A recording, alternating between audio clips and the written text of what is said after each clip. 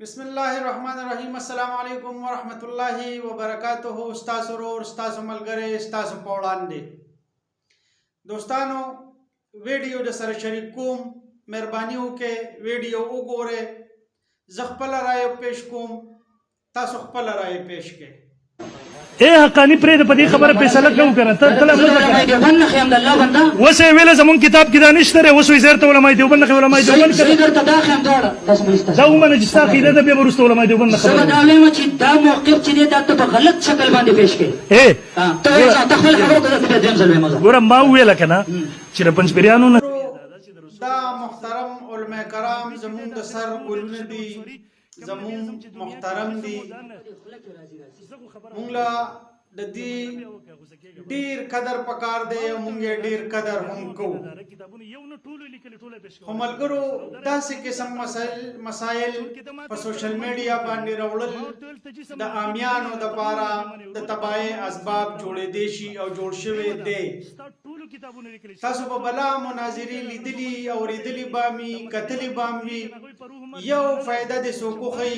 چې د دې پلانم د دې مناظرینا پلانی انسان ته دا फायदा ملو شوې ده بالکل بسو کو نه خي او په سهونو په زرګونو نقصانات په سهونو په زرګونو جګړې کنځلې بلا مسائل و درته زوخه ما چې بخ شوې دي د دې مناظرونه نو زه دې محترم او تویم چې تاسو ته په یو خبره باندې اتفاق نشته نو هغه تاسو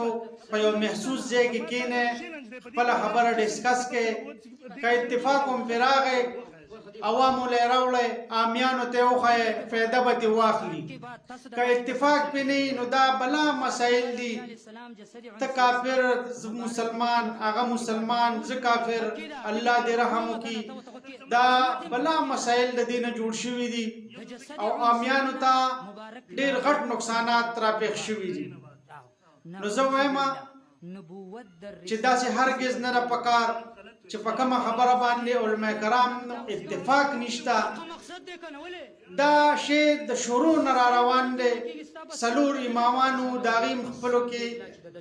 داسې مسایلو چې د هغې په متفق نو خو هغې جنګ نه دی کړی هغې جګړه نه را کړې هغې مناظرې داسې نه دي کړي ثابت دي نه دي نو لہذا امیانو ته ډېرې غټې مسلې د دې نه جوړېږي خاص کر دا اوس چې کوم ماشومان دي هغې کنفیوز شي چې آیا کوم یو پکې ټیک دی زمونږ دپاره ټول ټیک دي ټول مسلمانان یو مونږ په یو لین یو یو الله منو یو قرآن منو یو پیغمبر منو الحمدلله ټول مسلمانان یو نو مهرباني وکړئ داسې مسایل چې په کومې باندې متفق نه دي علما کرام سوشل میډیا ته مه راوړئ چې تر کومې پورې پې تاسو اتفاق نه راغلی ما خپل رائے پیش کړه مهرباني وکړئ خپل رائے په کومنټس سیکشن کې ووایئ که چېرې خبره ټیکي نو مهرباني وکړئ ویډیو شیر کړئ که خبره غلط دي نو ما پوه کړئ ډېره مهرباني السلام علیکم ورحمت الله وبرکاتہ